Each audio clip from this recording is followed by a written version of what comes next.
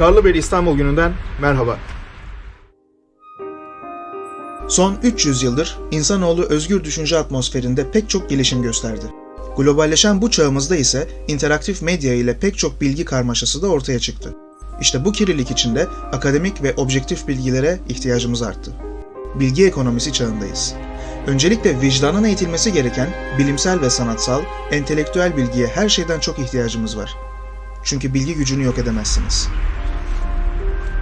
İnandığımız özgür ruh, demokratik eşitlik ve doğaya dönen üretimci insanın erdemi için artık dünyanın sabrı kalmadı.